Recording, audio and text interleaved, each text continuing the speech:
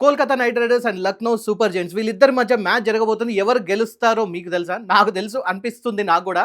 ఎందుకంటే వీడియో మొత్తం చూసాక మీకో క్లారిటీ వస్తుంది. ఎవరు గెలుస్తారు? ఎవరు గెలవట్లేరు? ఎవరు మంచి ఫామ్‌లో ఉన్నారు? ఎవరు మంచి ఫామ్‌లో లేరు? ఎవరి దగ్గర స్ట్రెంగ్త్స్ ఉన్నాయి? ఎవరి దగ్గర వీక్‌నెస్ ఉన్నాయి? పిచ్ ఎలా ఉండబోతుంది? వర్షం ఇంకోసారి పడబోతుందా లేదా? ఇలాంటి అన్ని విషయాల గురించి స్టాటిస్టిక్స్‌తో సహా సైంటిఫిక్‌గా మంచి స్టాటిస్టిక్స్ అన్ని తీసుకొచ్చి మీ ముందు పెట్టాను కాబట్టి వీడియోని చివరి వరకు చూడండి, మిస్ చేయకండి. ఈ మ్యాచ్‌లో ఎవరు గెలుస్తారో తెలుసుకోవాలనుకుంటే ఈ వీడియో మాత్రం స్పెషల్లీ మీకోసమే. మీతోనే మాట్లాడుతున్నాను, మీకోసమే. సో మిస్ చేసుకోకండి. ఓకేనా? నేను పవన్ కృష్ణ, మీరు చూస్తున్న sports 99 TV. First of all కామెంట్‌లో మీరు తెలియజేయండి ఈ రెండిట్లో మీ ఫేవరెట్ టీమ్ ఏది? ఎవరు గెలవబోతున్నారు? అండ్ మీ ప్రిడిక్షన్ కూడా తప్పకుండా కామెంట్ రూపంలో తెలియజేయండి. ఓకే. సో మొత్తానికైతే మరి Kolkata knight riders and Lucknow super giants match జరగబోతుంది. అండ్ ఈడెన్ గార్డెన్స్‌లో జరగబోతుంది. ఇద్దరు కెప్టెన్స్ మధ్యలో ఒక మంచి వార్ జరగబోతుందనమాట. And Rishabh Pant versus Ajinkya Rahane. మరి ఒకరు చూస్తేనేమో బ్యాక్ టు బ్యాక్ ఓడిపోయి ఉన్నారు. వర్షం ఇబ్బంది పెడుతుంది. ఇంకోరు చూస్తేనేమో ఆన్ అండ్ ఆఫ్ ఉన్నారు. మరి వీళ్ళిద్దరి మధ్య ఉన్న మ్యాచ్‌లో ఎవరు గెలవబోతున్నారు? ఎవరికి ఎక్కువ ఎడ్జ్ ఉందనేది చూస్తే ఒకసారి మ్యాచ్ ప్రిడిక్షన్ ఒకసారి చూస్తే గనక చాలామంది ఏమంటున్నారు అంటే ఎల్ఎస్జీకే గెలిచడానికి అవకాశం ఉంది. ఎందుకంటే 52% వీళ్ళకు ఉంది అండ్ కేకేఆర్‌కి 48% మాత్రమే ఉంది అంటున్నారు. ఇక్కడ 4% కదా అనుకోవచ్చు. కానీ 0.05% కూడా ఇక్కడ డేంజరే. ఎందుకంటే టీ20 మ్యాచ్‌లో ఎప్పుడైనా కూడా లాస్ట్ మూమెంట్‌లో ఏదైనా జరగవచ్చు. ఇక్కడ ఒక మ్యాజిక్స్ అనేది, ఇక్కడ ఒక మిరాకిల్స్ అనేది బాగా ఎక్కువగా జరుగుతూ ఉంటాయి కాబట్టి చెప్పలేము. ఒక్కసారి లాస్ట్ గత చరిత్రలు చూసుకుంటే వీళ్ళిద్దరు ఇప్పటివరకు ఎల్ఎస్జీ అండ్ కేకేఆర్ ఇప్పటికి 6 టైమ్స్ పోటీ పడ్డారు.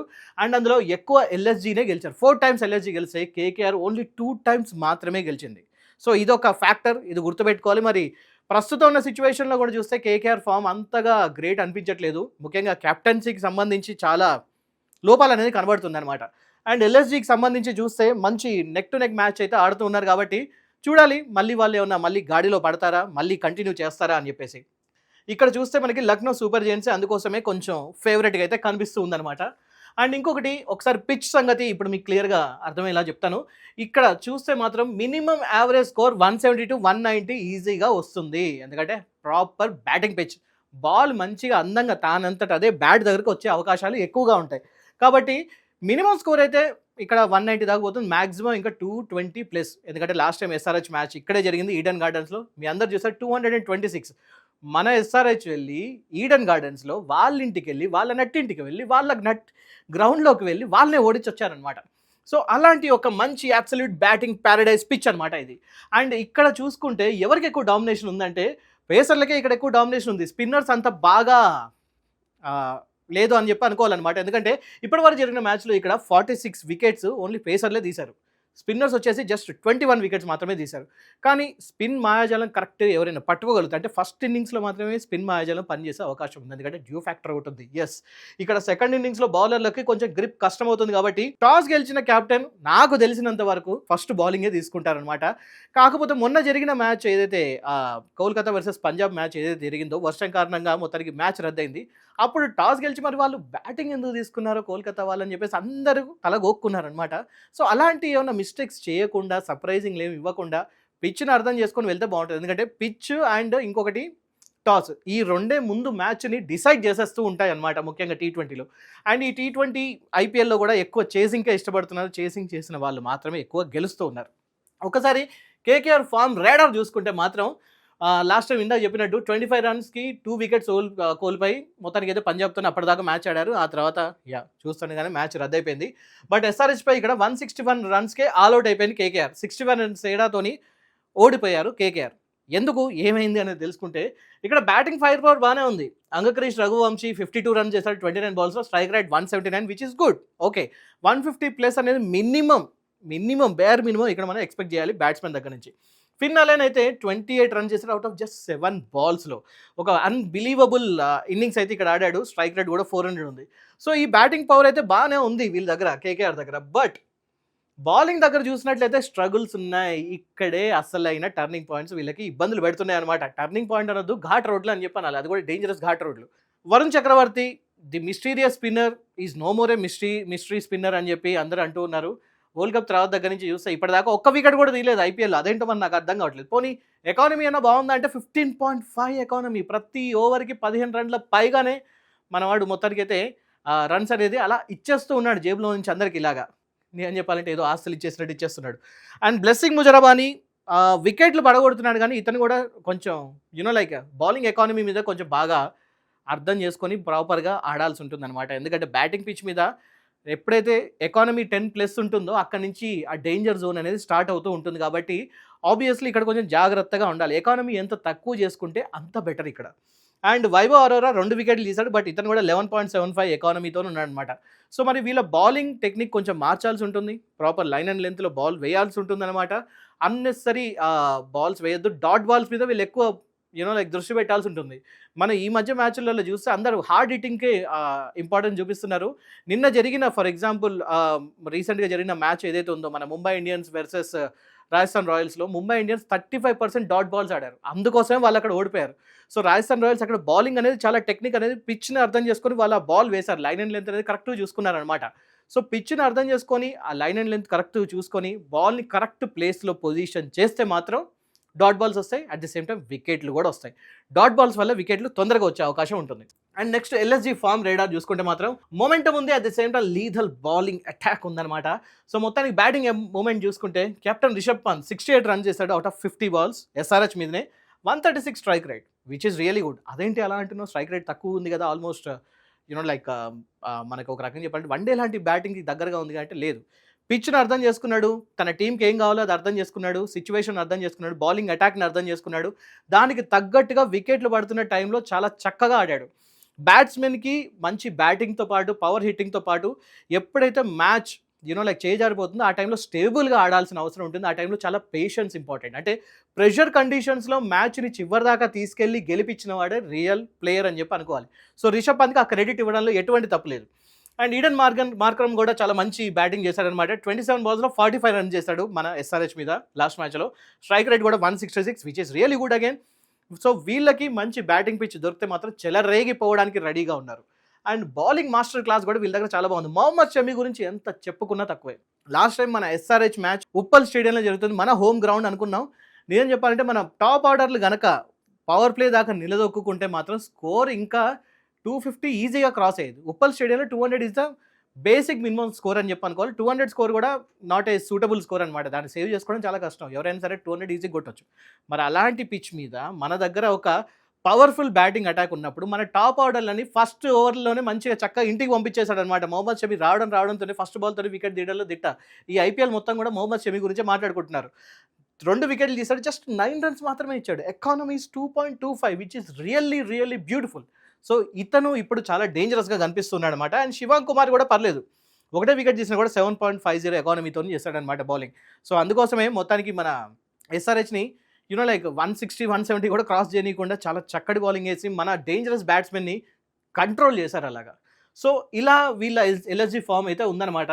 అండ్ ఇంకొక పరంగా టాక్టికల్ కంపారిజన్స్ కూడా చూసుకుంటే మొత్తం మ్యాట్రిక్స్ ఒకసారి చూసుకుంటే కోల్కతా నైట్ రైడర్స్ బలాలు వచ్చేసి ఫిన్నలేన్, అంగక్రిష్ అండ్ రింకు సింగ్ లాంటి ఒక ఎక్స్ప్లోజివ్ బ్యాట్స్మెన్ ఉన్నారు. వీళ్ళు కనుక క్రీజ్లో ముఖ్యంగా టాప్ ఆర్డర్స్ కనుక పవర్ ప్లేలో కనుక నిలదొక్కుని మంచి రన్స్ ఇస్తే మాత్రం తప్పకుండా స్కోర్ అనేది ఈజీగా 200 దాటి వెళ్ళిపోతుంది అనమాట. కానీ వీక్నెస్ ఏంటంటే ఫాస్ట్ బౌలర్లు, అంటే ఇందాక చెప్పినట్టు ముజరాబానీ అండ్ అరోరా వీళ్ళు పరుగులు ఇష్టం ఉన్నట్టు ఇచ్చేస్తూ ఉన్నారు. అండ్ ఓపెనింగ్లో ఓ ప్రాపర్ స్టెబిలిటీ అనేది లేదు. సో వాళ్ళు దాని మీద బాగా వర్కౌట్ చేయాల్సిన అవసరం ఉంది. వాళ్ళ వీక్నెస్ మీద దెబ్బ కొట్టే అవకాశం కూడా ఉందన్నమాట. సో కోల్కతాకి గట్టిగా దెబ్బ తీసే అవకాశం ఉంది Lucknow super Giants. And Lucknow super Giants దగ్గర ఉన్న స్ట్రెంత్ ఏంటంటే గట్టి ఫామ్లో ఉన్న మొహమ్మద్ షమి, మిడిల్ ఆర్డర్లో మ్యాచ్ని ఫినిష్ చేయడానికి పంత్ అండ్ మార్క్రమ్ ఉన్నాడు. నేను చెప్పాలంటే పంత్ లైక్ ఫస్ట్ మ్యాచ్ వీళ్ళు ఇది మన ఎల్ఎస్జీ జరుగుతున్నప్పుడు పంత్ ఓపెనర్గా దిగాడు, దాని తర్వాత మ్యాచ్ ఓడిపోయారు. అండ్ అదే రోజు పంత్ అన్నాడు, సో ఇప్పుడు నా బ్యాటింగ్ ఆర్డర్ని చేంజ్ చేసే టైం వచ్చింది, మ్యాక్సిమం మీరు చూస్తారు అని అనుకున్నట్టుగానే నెక్స్ట్ జరుగుతున్న మ్యాచెస్లో పంత్ మిడిల్ ఆర్డర్కి రావడం మొదలుపెట్టాడు అనమాట. సో అక్కడి నుంచి వచ్చిన తర్వాత తన మీద ఒకవేళ ప్రెషర్ పడ్డా కూడా ఆ ప్రెషర్ని ప్రాపర్గా డీల్ చేస్తూ మ్యాచ్ని ముందుకు తీసుకెళ్తూ ఉన్నాడు. సో వీళ్ళ దగ్గర ఇది ఒక స్ట్రెంత్ ఉంది.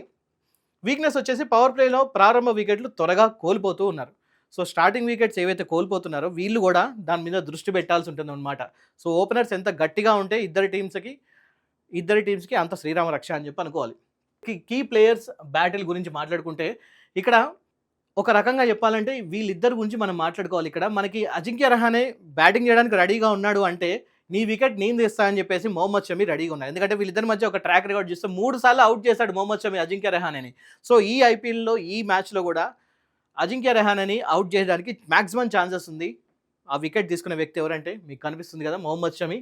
సో తప్పకుండా అది జరిగే అవకాశం ఈసారి కూడా ఉంది. అండ్ ఇంకొక పక్క ఇక్కడ Sunil Narine versus Nicholas Pooran గురించి కూడా మాట్లాడుకోవాలన్నమాట. టీ20లో పూరన్ 3 సార్లు అవుట్ చేశాడు మొత్తానికైతే Sunil Narine. And mystery spin చేస్తాడు. సో పూరన్కి కూడా స్ట్రైక్ రేట్కి ఇక్కడ బ్రేక్ పడే అవకాశం ఉంది. నికోలస్ పూరన్ కూడా కొంచెం స్పిన్ ఇబ్బంది పడుతూ ఉంటాడు. సో దానికి తగ్గట్టుగానే అతని వికెట్ నేను తీసుకుంటా అని చెప్పేసి మొత్తానికి సునీల్ నరేన్ అయితే రెడీగా ఉన్నాడు.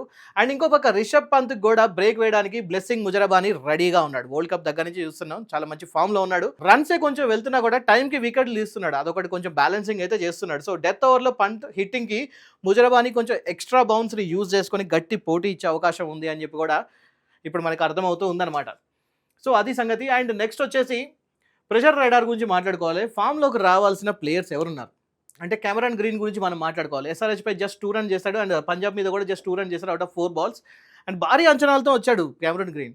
మొత్తానికైతే అటు బ్యాటింగ్ బౌలింగ్ అంతా అదరగొడతానని చెప్పి అనుకున్నాను, కానీ ఇప్పటివరకు ఆ పవర్ హిట్టింగ్ అనేది రాలేదు. కొంచెం మళ్ళీ ఫామ్లోకి వచ్చి అతను ఆడితే బాగుంటుంది. మరి బౌలింగ్ కూడా అనుమతి ఎప్పుడు వస్తుందని నేను చూడాలి. అండ్ ఇంకొక పక్క మిషెల్ మార్స్ మన లక్నో సూపర్ జైంట్స్లో కూడా చూసుకుంటే లాస్ట్ మ్యాచ్లో జస్ట్ 14 రన్స్ చేశాడు అవుట్ ఆఫ్ 12 balls. అనుకున్నంత రేంజ్లో బాగా బ్యాటింగ్ చేయలేకపోతున్నాడు. సో టాప్ ఆర్డర్లో అతను కన్సిస్టెంట్ అవ్వాల్సిన అవసరం ఉంది. సో ఇందాక ప్రతిసారి చెప్పుకున్నట్టుగానే బ్యాట్స్మెన్ టాప్ ఆర్డర్లో ఎవరు వచ్చినా కూడా పవర్ ప్లే దాకా కొంచెం నిలబడితేనే బాగుంటుంది. అండ్ అల్టిమేట్ గేమ్ చేంజర్స్ వచ్చేసి ఎక్స్ ఫ్యాక్టర్ ఎవరి దగ్గర ఎక్కువ ఉందంటే ఇందా చెప్పినట్టు మనకి ఫిన్ అలెన్ 7 balls 28 runs అలా కొట్టి పడేశాడు. 400 స్ట్రైక్ రేట్ని అలా మెయింటైన్ చేశాడు. This is really huge. Just imagine ఒక్క ఓవర్ కనుక ఇంక ఎక్స్ట్రా ఆడుంటే అదే స్ట్రైక్ రేట్తో వెళ్తే మ్యాచ్ స్కోర్ని ఎలా తిప్పేవాడు అనేది మీ ఊహకే వదిలేస్తున్నాను. సో పవర్ ప్లేలో క్రీజ్లో ఉంటే మాత్రం పరుగుల సునామీ పక్కా ఖాయం అనమాట. సో మ్యాచ్ స్వరూపాన్ని ఒకే ఒక ఓవర్తో చేంజ్ చేసేంత శక్తి ఇతనికి ఉంది. సో మరి అది కంటిన్యూ అవుతుందా లేదా అనేది చూడాలి. అండ్ మొహమ్మద్ షమి LSGకి ఇందాక చెప్పిన 2.25 ఎకానమీతో ఉన్నాడనమాట. స్టార్టింగ్లో వరుస డాట్ బాల్స్ వేసి ప్రెషర్ పెంచడంలో అండ్ ఈక్వేషన్ మార్చేయడంలో కింగ్ అనమాట. సో ఈక్వేషన్స్ మార్చడానికి రెడీగా ఉన్నాడు. ప్రెషర్ పెంచుతాడు, డాట్ బాల్స్ వేస్తాడు, లేదా వికెట్ తీస్తాడు. సో వీలైనంత వరకు ప్రస్తుతం ఉన్న బ్యాట్స్మెన్ అందరూ కూడా షమి వచ్చి బౌలింగ్ చేస్తున్నా అంటే కాస్త ఆగి ఆచి తూచి బ్యాటింగ్ చేస్తేనే బెటర్ అన్నట్టుగా ఉన్నాడు. సో ఆబ్వియస్లీ 1-2 balls చూసి ఆ తర్వాత అటాక్ దిగితే బెటర్ అనేది అందరికి అనిపిస్తున్న విషయం. అండ్ ఒకసారి ఫైనల్గా ఈ మ్యాచ్కి సంబంధించి ఒక ప్రిడిక్షన్ కానీ లేకపోతే దీనికి సంబంధించిన ఒక బెనిఫిట్స్ ఏంటి అండ్ ఎవరు గెలవబోతున్నారు, ఎవరికి ఛాన్స్ ఎక్కువ ఉందని చూస్తే ప్రస్తుత form and quality pace attack ఉంది షమి లాంటి. ఇంకా స్ట్రాంగ్ మిడిల్ ఆర్డర్ చూస్తుంటే లక్నోదే కొంచెం పై చేయిగా కనిపిస్తుంది. అలా అని చెప్పేసి కేకేఆర్ని తక్కువ అంచనా వేయడానికి లేదు. తనదైన రోజు తను తప్పకుండా కేకేఆర్ ఏంటనేది చూపిస్తుంది. ఎందుకంటే వాళ్ళ దగ్గర కూడా వరల్డ్ క్లాస్ ప్లేయర్స్ ఉన్నారు. ప్రస్తుతానికి కొంచెం టైం బ్యాడ్ నడుస్తుంది అంతే, కానీ ఒక్కసారి ఫామ్లోకి వచ్చారంటే ఆపడం కష్టం. ఎందుకంటే ఇది వాళ్ళ సొంత అడ్డ, ఈడెన్ గార్డెన్స్ వాళ్ళ హోమ్ గ్రౌండ్ కాబట్టి వాళ్ళకు కొంచెం ఎక్కువ అడ్వాంటేజ్ ఉండే అవకాశం ఉంది. మరి దాన్ని యూజ్ చేసుకుంటారా లేదా అనేది చూడాలి. మొత్తానికైతే ఫిన్ అలెన్ లేదా రఘువంశీ వాళ్ళు కొంచెం చెలరేగి ప్రాపర్గా ఆడితే మంచి పార్ట్నర్షిప్స్ బిల్డ్ చేయగలిగితే మాత్రం కేకేఆర్కి కంబ్యాక్ వచ్చే అవకాశం ఉంది. బట్ ఏది ఏమైనా కూడా ఇక్కడ ఈ హెడ్స్ అండ్ టైల్స్ కనిపించే టాస్ అనేది చాలా ముఖ్యం. అండ్ దీంతోపాటు డ్యూ ఫ్యాక్టర్ కూడా చూసుకోవాలి. కాబట్టి పిచ్ గురించి మనం ఆల్రెడీ డిస్కస్ చేసుకున్నాం కాబట్టి సింపుల్గా చెప్తున్నాను, టాస్ గెలిచిన వాళ్ళు కళ్ళు మూసుకొని బౌలింగ్ తీసుకోవాల్సి ఉంటుంది. అండ్ టాస్ ఎవరైతే గెలుస్తారో వాళ్ళ వైపే మ్యాచ్ ఎక్కువ వెళ్ళే అవకాశం కూడా ఉందన్నమాట. సో దానికి తగ్గట్టుగానే ఆడితే బాగుంటుంది. అండ్ టాస్ ఓడిపోయిన వాళ్ళు ఓడిపోతారని కాదు, కానీ వాళ్ళు ఇంకొంచెం ఎక్కువ కష్టపడాల్సి ఉంటుంది. బౌలింగ్లో త్వరగా వికెట్లు తీయాలి. ఎప్పుడైనా సరే ఎవరైతే ఫస్ట్ బ్యాటింగ్ చేస్తారో వాళ్ళు నెక్స్ట్ బౌలింగ్ చేయడానికి వచ్చినప్పుడు ఆ టీం వాళ్ళు వికెట్ల మీద ఆకలితోని ముందు వికెట్లను పడేస్తేనే వాళ్ళు మ్యాచ్ గెలవగలుగుతారనమాట. సో 200+ స్కోర్ జరగబోతుంది ఇందులో. మరి మీ ప్రిడిక్షన్ ప్రకారం ఇక్కడ ఈసారి ఈడెన్ గార్డెన్స్లో కోల్కతా వర్సెస్ లక్నోలో ఎవరు హైయెస్ట్ స్కోర్ చేయబోతున్నారు? స్కోర్ ఎంత వెళ్ళే అవకాశం ఉంది? 200 నుంచి 250+ అవుతుందా? 250+ దగ్గర నుంచి ఇంకా పైకి వెళ్తుందా? అండ్ ఎవరు విన్ అవ్వబోతున్నారో దాని గురించి తప్పకుండా కామెంట్లో తెలియజేయండి. మీ కామెంట్స్ కోసం నేను వెయిట్ చేస్తూ ఉంటాను. And me prediction, me analysis కూడా మాకు చాలా ముఖ్యం. తప్పకుండా మీరు కూడా అనాలిసిస్ ఇవ్వండి. కింద కామెంట్ బాక్స్ని ఫిల్ చేసి పడేయండి, ఓకేనా? అండ్ సబ్స్క్రైబ్ చేయడం మర్చిపోవద్దు. లైక్ చేయండి. అండ్ గంట బటన్ మీకు నాకు ఇద్దరికీ ముఖ్యం, ఓకేనా? ఇంకొక వీడియోతో కలుసుకుంటాను.